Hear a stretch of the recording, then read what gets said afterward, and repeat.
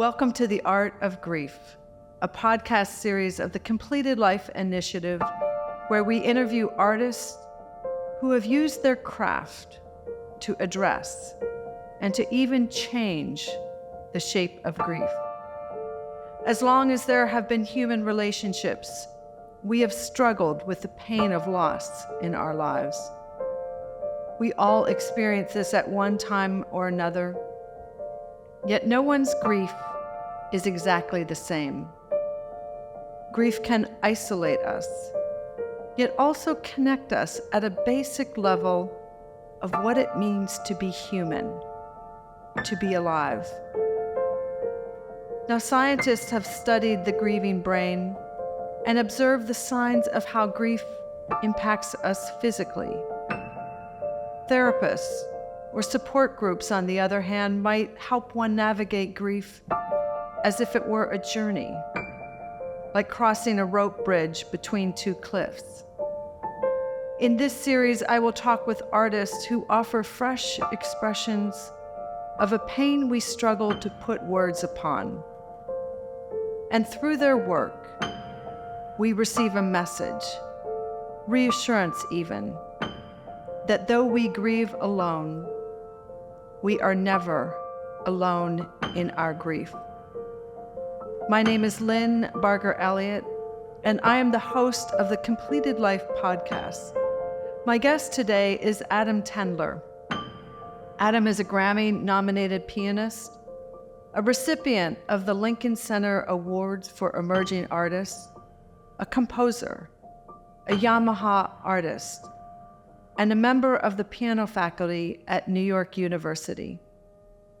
The Minneapolis Star-Tribune deemed him currently the hottest pianist on the American contemporary classical scene. The Washington Post wrote that he is relentlessly adventurous. And the New York Times observed after one concert, he was joyfully rocking out at his keyboard.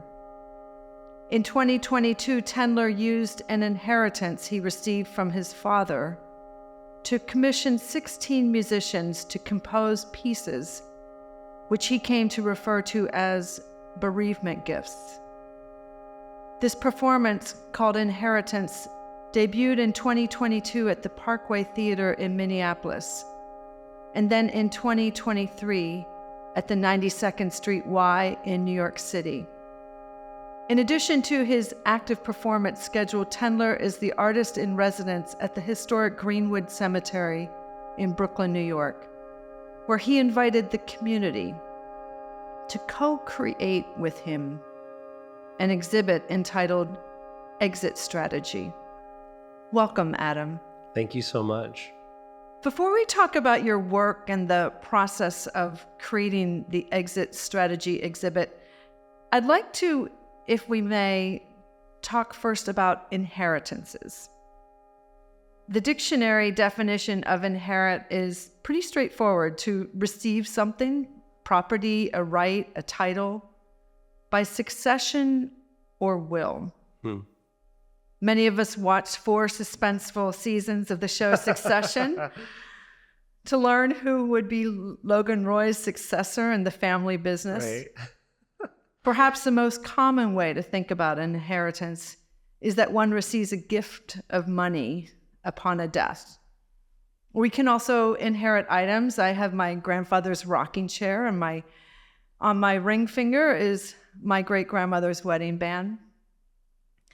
But inheritances can be tricky. My husband and I have a rather large accordion in our storage unit from his German grandfather. It's never come out of the box it was shipped in, and we have moved it to 4 different addresses. And I don't see anyone in our family playing the accordion in the near future, but I don't see us getting rid of it either. You have your own inheritance story. Can you tell us about the gifts you have inherited and how these gifts made you think differently about the person you lost? Well, it's interesting. I'm thinking for the first time really for a very long time about when my grandfather died in 2001. how before that, when you said inheritances are tricky, because I remember he had two daughters, my mom and my aunt, and they had to talk to him about how he had set up his, I guess, will or the structure of the inheritances, because every one of the, apparently all the nieces and nephews, including me, we all had like different amounts. And it was a little Yeah. weird. And they were just like, that's not great. Like, this person has this and this person has this. And it was originally all over the place. And the reason I thought of that also is because when my dad passed away, it was very unexpected to me. I just found out after the fact that he'd been, sick and immobilized for the last few days. And he was someone who's very in charge of his health, but a very complicated man. Anyway, when he passed away, it was a shock to everybody. And we were all processing that shock differently. And it was a very rare moment in my family where we were all like fighting, which was also really weird. And I thought to myself at the time, is this his inheritance? We're all fighting? Like, we've never fought, but there was so much crazy drama, and like I considered myself almost a stage manager of the rituals of his funeral, like trying just to make sure everyone was in the right place physically, and not fighting that day. It was it was horrible. It was horrible, horrible, horrible. But the reason I'm saying all this is because it wasn't the last thing on my mind what an inheritance might be, but I was just like, I don't think there's going to be one. Like, it didn't occur to me that I would receive one. And I just thought either there's not going to be one, not because he didn't like me, but just because he was just a eccentric person who would do something like that, or it's going to be really weird. And so I've always said it was either going to be nothing or weird. And so so we'll get to sort of the genesis of that project. But yeah, like months later, I learned from my stepmother that he had stowed away a wad of cash for me, for my sisters and me. We all received a wad of cash. And it was in a manila envelope. It was passed to me in a Denny's parking lot on New Year's Day of 2020. And I just had no idea what to do with it. And it's funny, it was such a strange amount that it didn't seem like a gift. It just seemed like some confusing puzzle. It was the kind of an amount that could be swallowed up in some bills and, I don't know, my Christmas presents because it was around that time. I was like, what should I do? Yeah, especially here in New York City. And I just thought, well, it was like receiving a responsibility. So there's a gesture of an inheritance here. It's certainly not like people buy homes with their inheritance, or I was like, it's not that. And so I was like, but there's a gesture here, and so I don't want it to be swallowed up in my credit card bills. That doesn't seem right. But a vacation doesn't seem really right either. And I was just like, how do I make this last? And I couldn't think of it. And it just occurred to me really months after that, when I was attending a concert. I was just sort of sitting by myself in the balcony, and I realized the music just really, really was hitting me. And it was symphonic music. And I just thought to myself, hey, this is what I do for a living. I perform music that will touch other people, like I'm being affected right now. And literally, it was quite practical. I was like, I don't usually have great luck with grants. And so it's, in a way, I just received a grant. And what should I do with it? I was like, oh my gosh, what if I just like commission music? And like, how often can I just do that? And usually I have ideas like that, and then like by the next morning, it's like, that was a bad idea. And I just couldn't shake it. And my husband was like, now he takes it back. But at the time, he's like, only you would receive a hunk of cash and think of how to give it away to your friends. Yeah. But I just couldn't shake it. And to me, it seemed actually like a very practical investment, because I was like, I can live with this. This is a way that I can spend this money and carry it forward. And speaking to the shock and the strange sort of moment of his death and the rituals around it, I really felt like this thing called grief, which I'd heard about, but hadn't really felt like I'd experienced, was kind of stolen from me by shock and by resentment and by drama. And when I just remember coming back, I'm backtracking to the day of the funeral, just arriving back in Brooklyn from he's buried in New Hampshire, the Vermont, New Hampshire border. I just remember coming back and just staying up very late that night. My husband went to bed, and I just remember just like crying in my kitchen And in a way, I wasn't like, it sounds bad to say, I wasn't crying because I was like, I miss my dad, although that was part of it and I'd gone through that. I was more like really grieving the fact that this day was going to end and that I didn't think I got what I needed. And I wasn't ready for the next day to come. I was like, what? This was the funeral day? Like, what? I didn't feel like I'd connected to this thing I was supposed to do. And I certainly wasn't ready to now move on. And so it's almost like I was trying to drag the day out, waiting for this thing to happen. And so what became inheritances, there was a practicality of it. I was like, well, maybe this will be some sort of entry point or some sort of vessel into really figuring out grief of this figure in my life, my dad, who I talked to at that point very little. And I'd grieved our relationship for a very long time because to me, it had kind of just drifted. And I've always wanted to reclaim it, and I never had. And then again, that was, if I was grieving anything after he died, it was that. It was like, it wasn't that I lost someone who I talked to every day. It was like I lost the opportunity to like salvage something.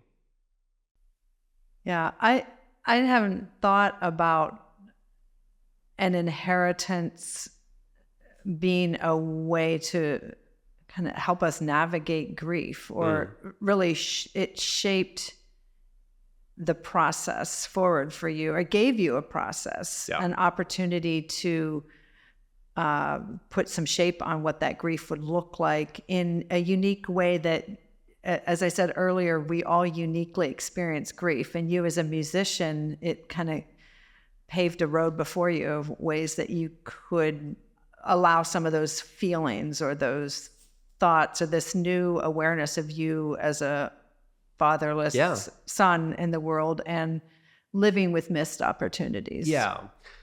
Yes. I mean, I wanted to sort of spend more time with him in a way. And this was, I felt like the only real way I could do that, or live with the memory of him. And so I'm happy to say that in a way it kind of worked. I mean, there a lot of time passed between that revelation, approaching the composers, then COVID happened, and then we didn't know if there was concerts ever happening ever again anywhere. Right. And so it really took 2 years for the first premiere to actually happen. But by then I was really just sort of satisfied to see that this thing that I'd hoped would happen for me, it really did start to happen. I felt like I was kind of connecting and sort of, honoring him, or honoring what we had or what we could have had, and honoring the complexity of it and what was problematic about it. And I wanted to sort of extend that to the composers, to sort of, I didn't say write a piece about grief or do this, that. I just said, here's what happened. And will you write a piece? And it wasn't like, there really was no prompt. Lately, and sort of since it's been premiered, now is sort of the copy that gets kind of passed out into presenters. We say that the theme is on inheritance itself. I mean, I wrote that, but it wasn't a prompt. I looked back at my original email, and it really just said, actually do anything, but here's what happened for me. And so the composers took that, and they would ask me questions, and they sort of gathered more if they wanted, but then they just used it for themselves. And so some of the pieces, the composers explain where they're coming from, what they explored. One of the composers lost his father right when he was writing the piece, and it became something. So everyone went, and then some just talked to me privately and said, I don't want to write program, I don't want to share this. And so it became very personal. And then sort of the third thing that made me most satisfied is that process then was extended to our listeners. And I just remember after the first premiere, which was in Minneapolis, the show was over, and I came out from backstage, and everyone was like still in their seats talking to each other. They weren't like, they didn't want to talk to me, to be honest. They weren't like flanking me and like congratulating. They were actually just sitting there talking, and I thought, oh, this is good. It really connected. This is what I wanted. It connected audience of mostly strangers, probably. Totally. And they just were like digesting and processing, and I thought, this worked. And I rarely say that about anything I do, but I was like, this is what I wanted. And it hit them all in very different ways. And every time I performed that program, different people respond to different things at different times for different reasons. And I know we'll talk about my most recent project just sort of dovetailed from that exit strategy, but it's a very similar thing, which started for me, but then it became an extension to other people. And I really just wanted the thing that started with me to be kind of a bedrock for other people to enter and have their own kind of cathartic experience, or their own release, or their own sort of meditation. And so Inheritances, yeah, that's what happened with that. And, the album will be out by the end of the year. And I'm really hoping on a really big scale that can happen, not just with people in seats watching me perform, but people just actually listening to this music. And so I'm happy about that. Great. Well, inheritances are usually so personal. It's, if there's a will, it's, Adam gets this much money or this piece of property or this collection. And, but you took something that is typically directed to a person and then redirected it to your friends. It's true. Not your husband, but your friends. Not, my Discover card or whatever. Yeah, and you made them the heir of your father's inheritance.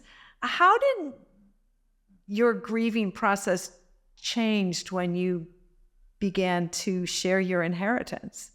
Well, it started when I actually was very explicit and in a way almost overly explicit with the composers that I didn't want them to write a piece about my dad.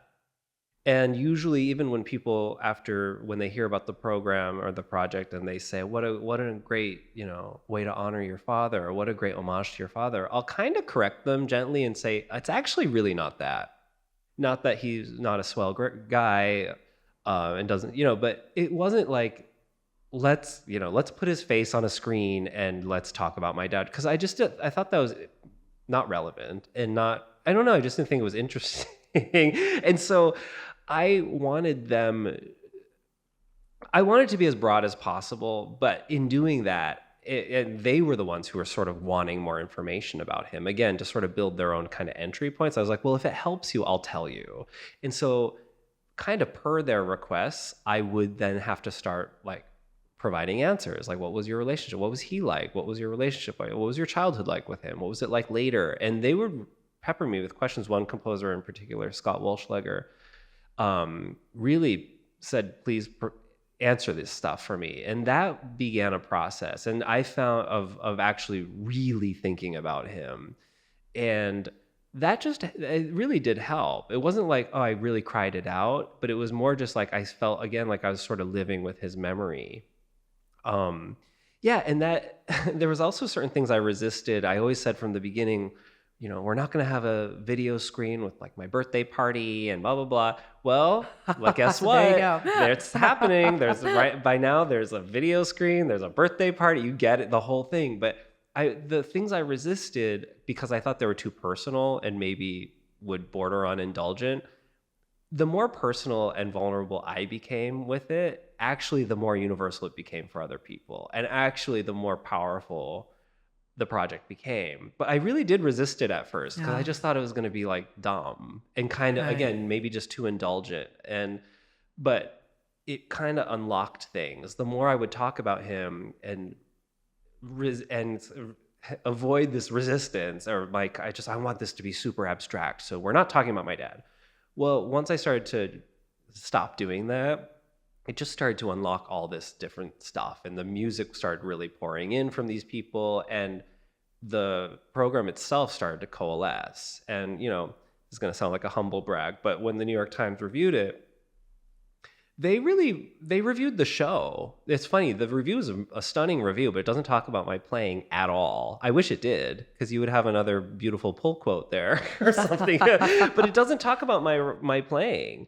It really just talked about the show. And they said, and that was the biggest compliment though, was that it really like tells this story, and that it felt like there was true dramatic stakes. That was their words. And I thought, well, that's true, because the more personal it became, the more intense every performance became, and the more kind of cathartic and the more of a passage each performance felt like and feels like.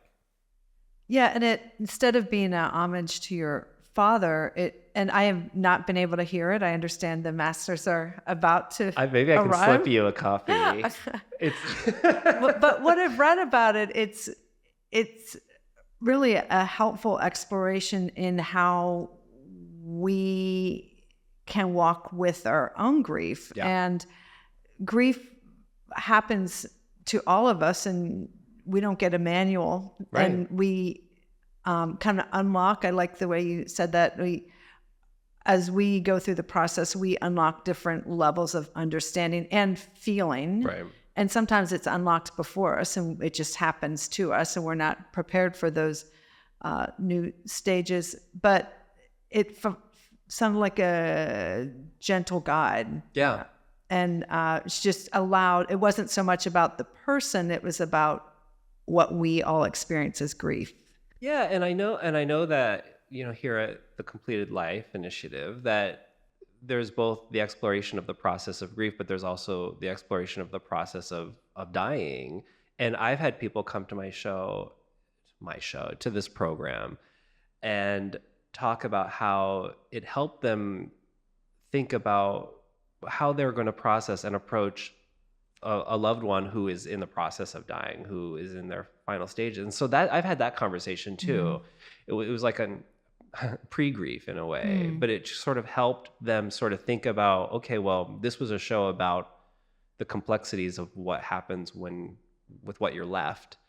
But how can we help to start frame that beforehand? I thought, oh, okay, good. I did want it to remain abstract enough that people could take from it what they need, Right. actually. And I just didn't, I didn't want to be too like prescriptive about that story or that arc. So Right. it does remain abstract. But again, I know, like, the more I kind of allowed myself to be vulnerable and surrender to my part in it, the more, again, weirdly, the more universal it became. Yeah.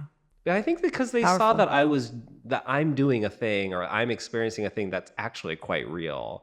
I mean, that's true in my work with like modern music in general. I play very experimental, abstract, music, but oftentimes I think the fact that people see that I'm like a real person who's not, who's experiencing, must love it, even that's usually an entry point for people. So their walls actually come down because they can see that there is an actual, there's passion or there's a connection happening. And so that happens with inheritances too. It's always, to me, it's a real privilege to actually like be able to connect with people this way, but it was totally unplanned. It was, I mean, as can happen with mortality, but it was just certainly not like, I want to be an ambassador of this experience. It was really quite selfish in the beginning. I missed this thing with a capital G called grief.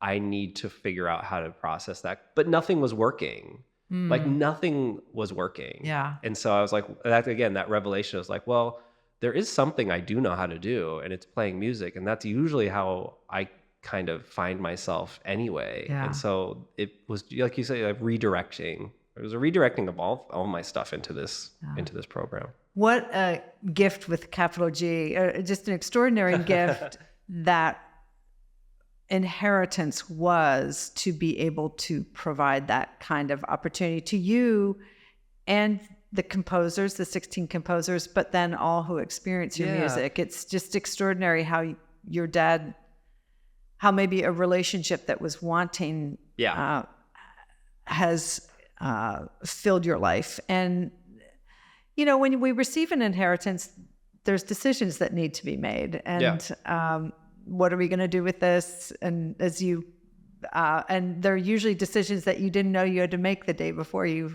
got this gift. Totally. And it gave you the opportunity to move forward with your grief in a way that felt right for you.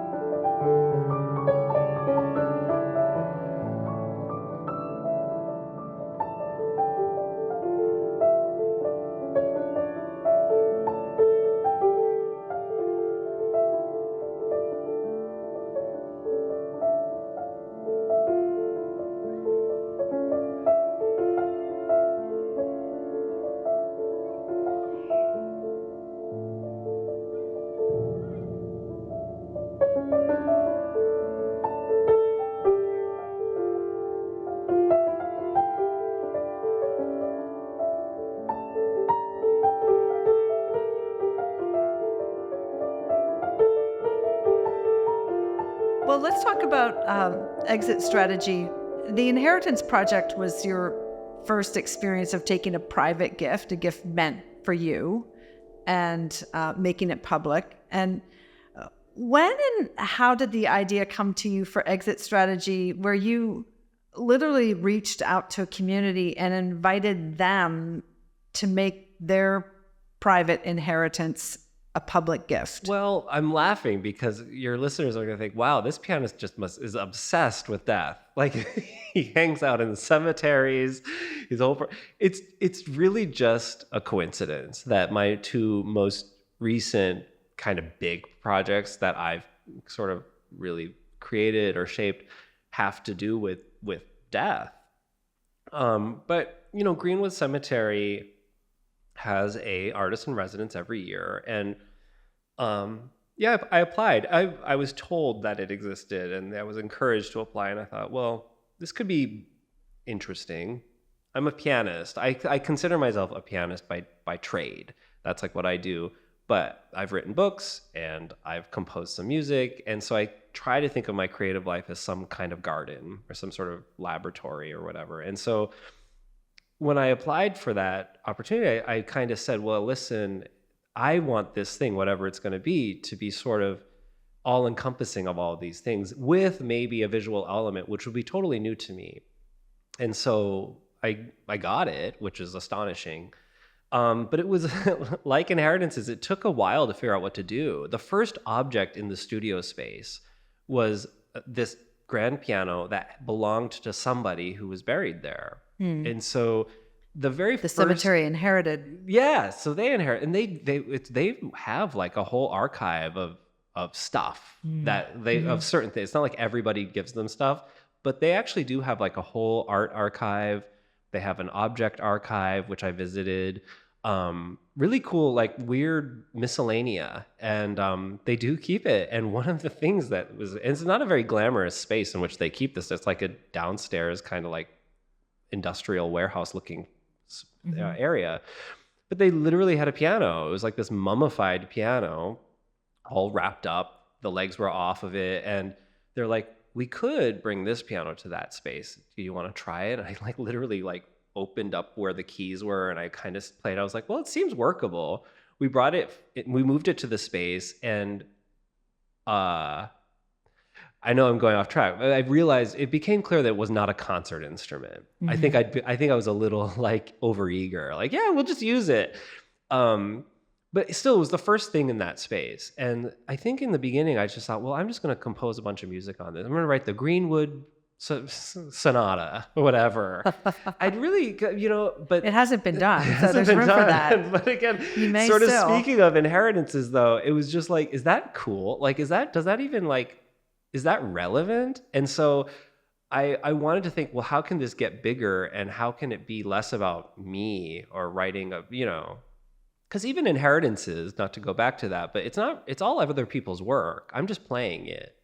I arranged the pieces in an order, but it's other people's work, which I like that part of it, that I didn't write anything for it.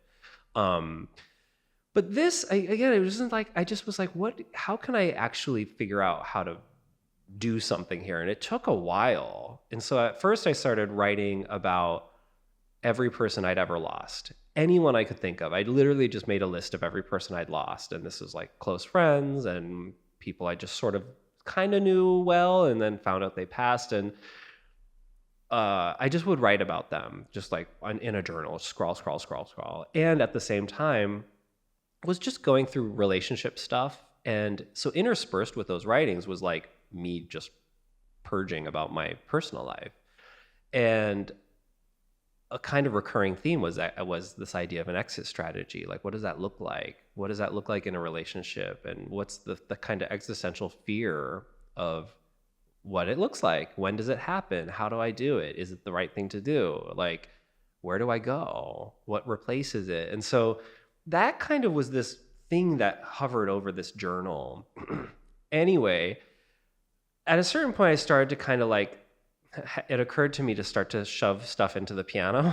So the centerpiece of this space, I will get to how we invited, how I invited other people. a statement that can be unpacked. No, it's very unpacked. And I mean, so I started to like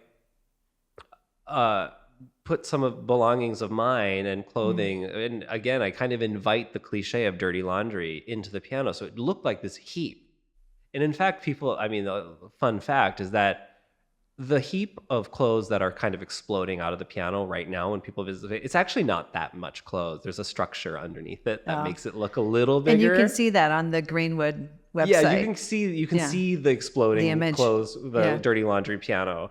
And anyway, so I started to record music on that piano, even though it was imperfect, sometimes with the clothes in it, sometimes not. And so it was becoming this kind of thing of like, well, this piano is this, again, like everything in my life through the piano is kind of I have a crude experience that you could see that as this clothes or as baggage.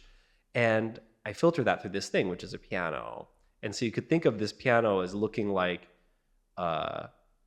either like an impulsively packed suitcase, I got to get out of here, or like something that's exploding with stuff. Like this is just all my dirty laundry. This is my baggage. It could look like a hoarding situation. It could look like an expulsive situation. I liked that it was kind of all of the above. But it was an interesting thing for the piano to become sort of over time more of a sculpture than of an instrument. And I kind of liked that. Yeah.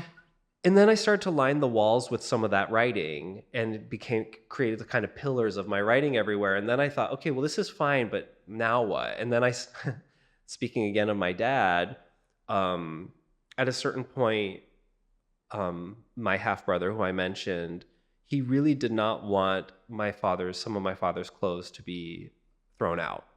And so he smuggled it to my mom's house, my mom's house, my biological mom's house in Vermont, and just left her with it. Left her with this bag of clothes and said, just keep it. Do what you want with it. Please don't throw it out. Mm-hmm. So I asked my mom, what's going on with that bag? And I brought it into the space and I opened it, not knowing what it was going to be. And it was all just like undershirts, underwear, and shoes, basically, and a couple pajamas.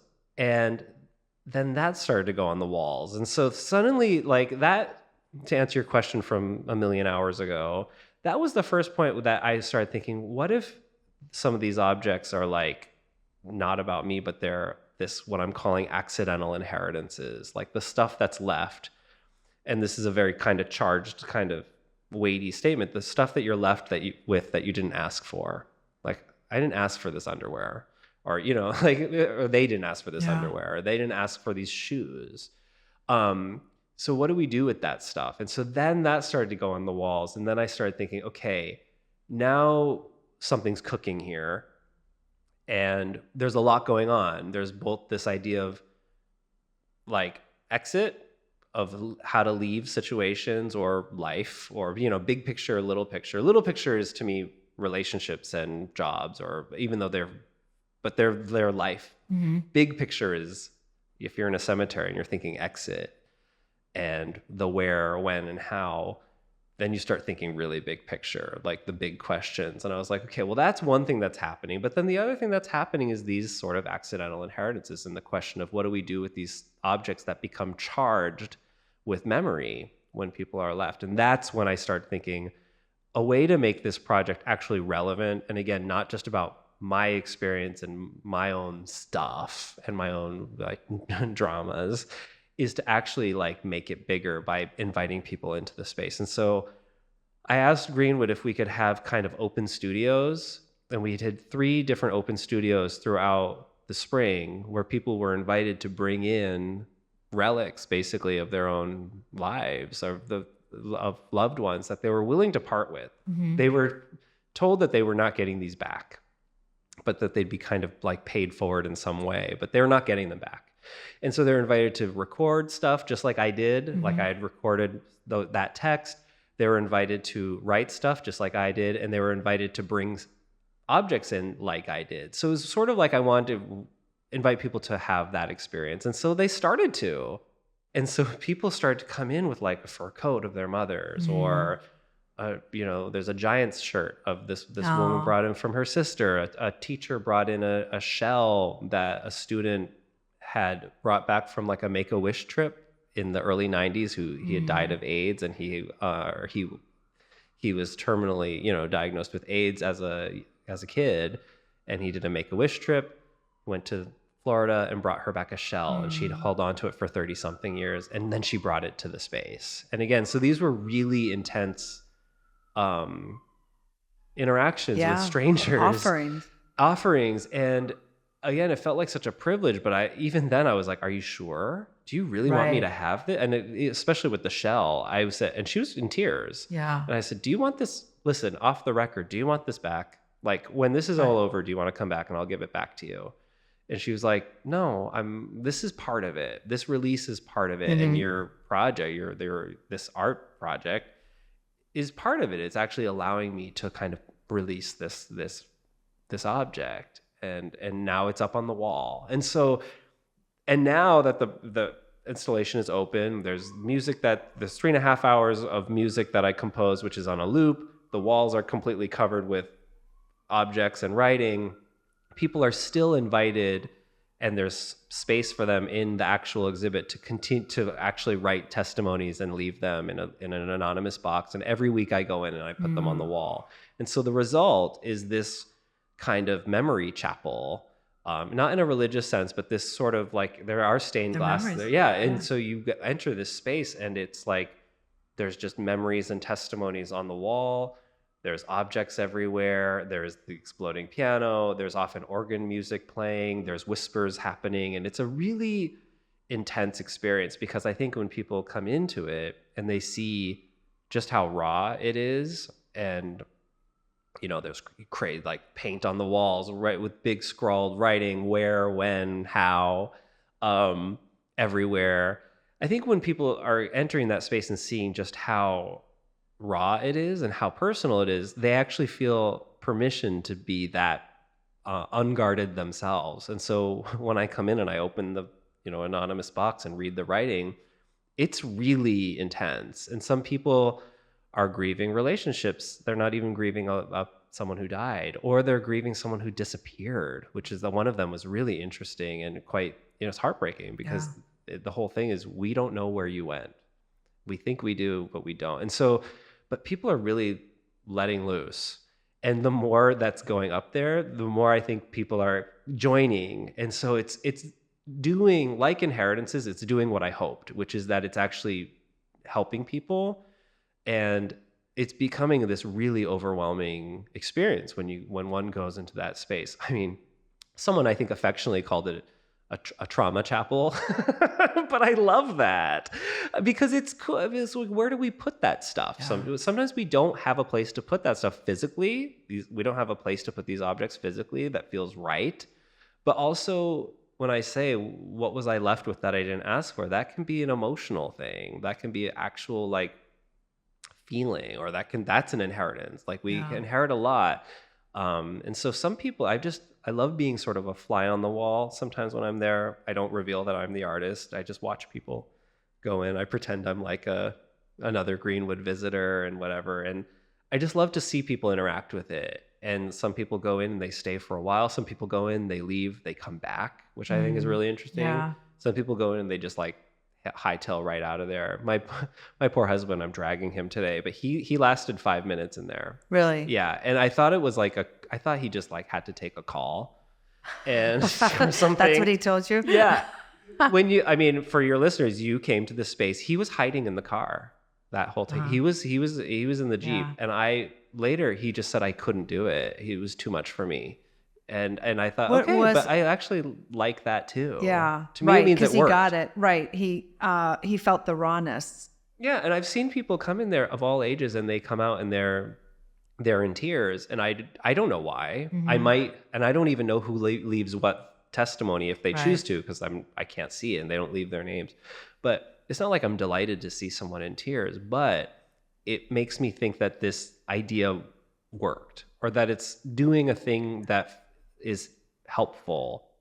Well, as I said earlier, grief can be so isolating, and you have this sense that, which is true, you are the only person in the world that is experiencing the loss the way you are, and for whatever unique relationship or lack of relationship or questions that you're left with. And at the exhibit, you walk in right away and you think, okay, I'm actually with a chorus. I'm with a crowd of other people that we're all expressing how we're feeling it, but we're all expressing something, or we're all feeling a loss that's different, but at least I'm not alone in living grief.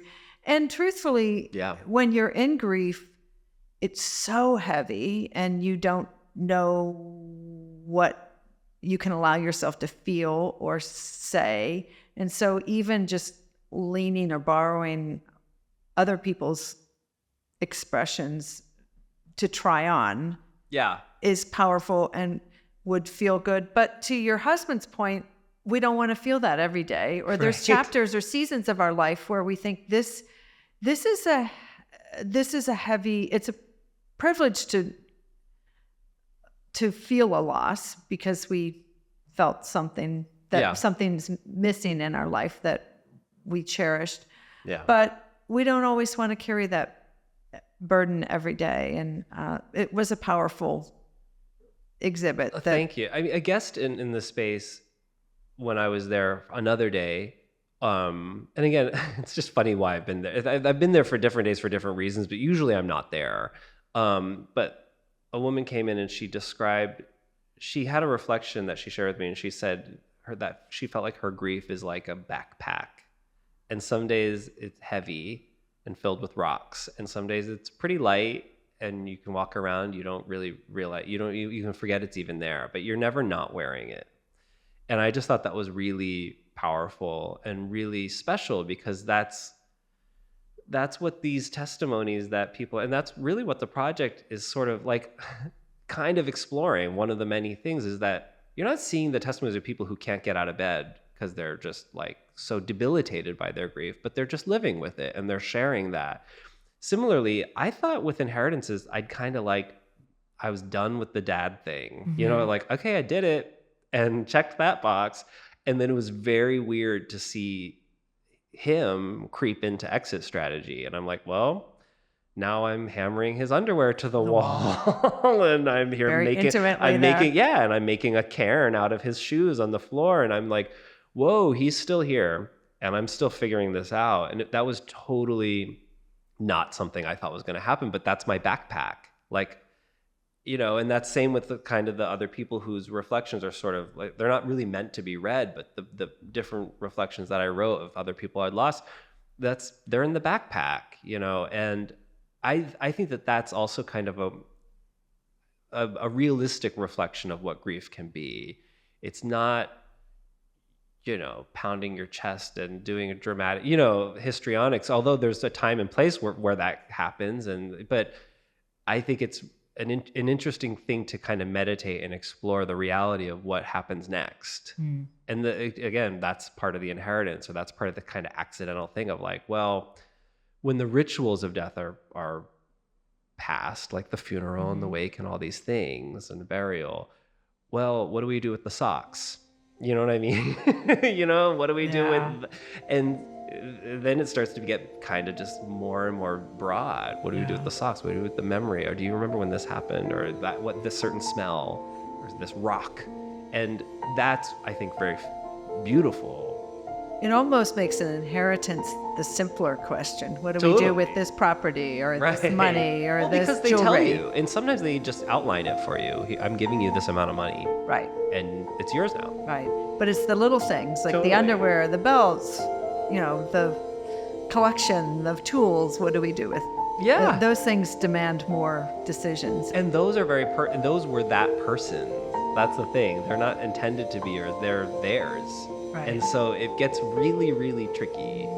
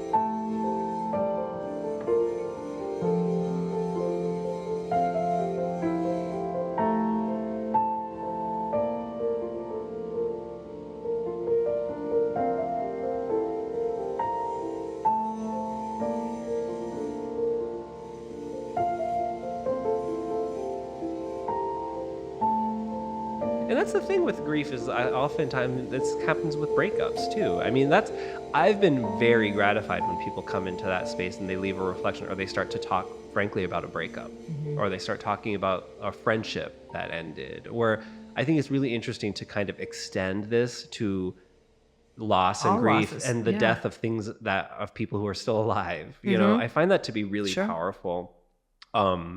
But yeah, we're reminded of that, of people and things all the time, and we have to sort of contend with how to move on or just move through. Yeah, and I really, I dislike the language that we have of getting through grief as if it's a passageway, that Right. there's a light at the end of the tunnel that will eventually pass through and arrive, as Finish opposed to line. the right, as opposed to the backpack Right. that we'll just always have on our back. And it could be empty and just a little bit of a sack, or it could be one day the collection of hammers and wrenches and tools. Totally.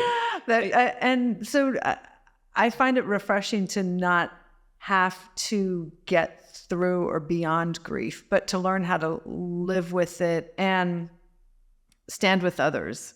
So when my dad died, and I knew that the spot in which he died remained untouched for so long, I was very critical of that at first. I thought, well, this is wrong. You know, she's doing this wrong. You're supposed to clean that up, or you're supposed to, clean up the couch. Yeah. And I just thought, and same with like, there's an impulse of me that thinks, so someone keeps their son or daughter's room intact for decades. Yeah. That's wrong. That my impulse, I think before this would be like, well, that's unhealthy. But then now again, all that's really been broken down for me at least, and just think like everyone's going through this differently, and everyone's honoring their loss differently. And like I just described, that night when I came home from the funeral, and I didn't want the night to end because I wanted to keep the grief fresh, frankly. I wanted to because to me, that was a symbol of loving him. It was actually proof. Like my tears, and when finally I was releasing the tears at the time, it was proof that I did love this person after all. Whereas, for the last couple decades, he was so he was such a kind of a ghostly figure to me. And so I wanted to keep that. I was very protective of it and defensive of it. And so I understand that now. I understand someone keeping a rock or a shell for decades and who can still cry over that thing. There's a certain, I don't know, There's an satisfaction. attachment. Yeah. There's sort of a release. Like, okay, I'm tapping into that love, actually. I think before I was sort of ignorant of that. And now I think of just like I try to be accepting of all sorts of things. It's Pride Month, and here we are. Again, I'm like, well, let's be accepting of this really universal thing and the complexities of it. And so that's been helpful for me in that way. But as a concert pianist, who would have ever thought? I mean, that's the thing, is I just did not see this coming, Yeah. I just didn't see it coming. Yeah. And so it's been a real privilege. It's been really profound. It was total accident. Yeah. Which most gifts are. Yeah, exactly. Yeah. Your story reminds me of a quote from Goethe, the great German poet and author.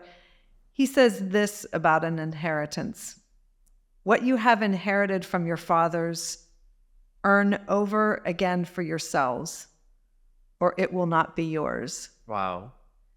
In what ways have you earned your father's gift and truly received it as your own? Well, I would say that if it's the physical inheritance itself, to me, it was turning it into it was really planting a seed that could inspire others to go into themselves and create something not always beautiful, but that was very personal and real to them.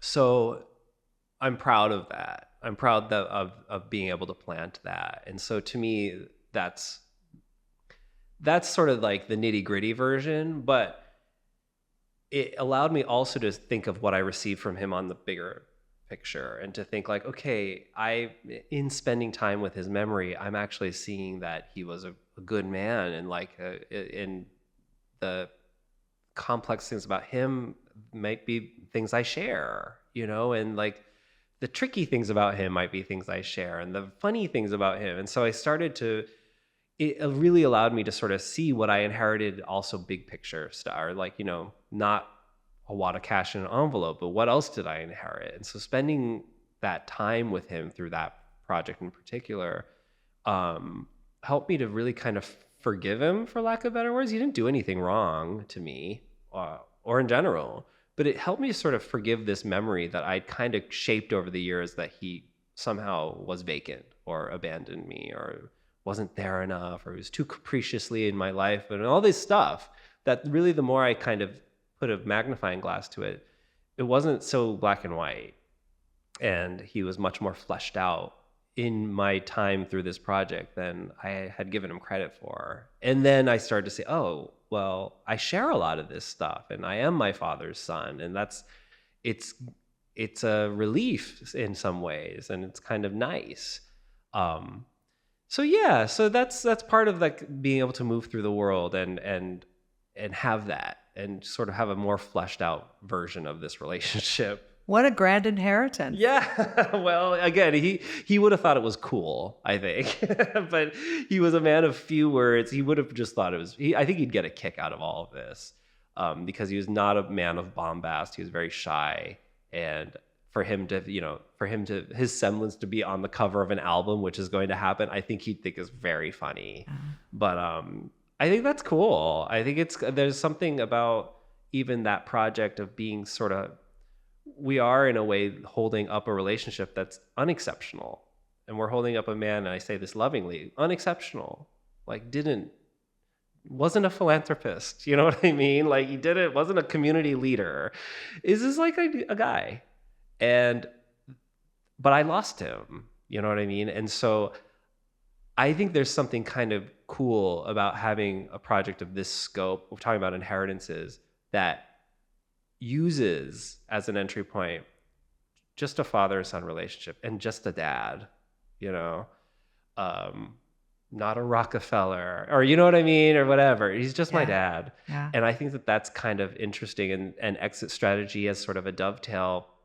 These are just relationships. Like, they're not cover of magazine people. They're just relationships, and the things they're bringing in are like, a cummerbund or a Giants t-shirt or whatever.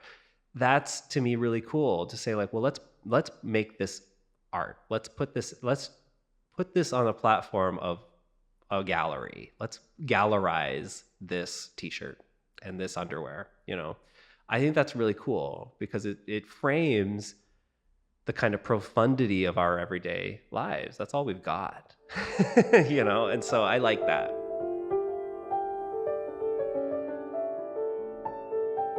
Thank you for joining us for The Art of Grief with pianist and composer Adam Tendler. The music for this episode is from Adam's show Exit Strategy at the Greenwood Cemetery in Brooklyn, New York, which will be on exhibit through the end of August 2024.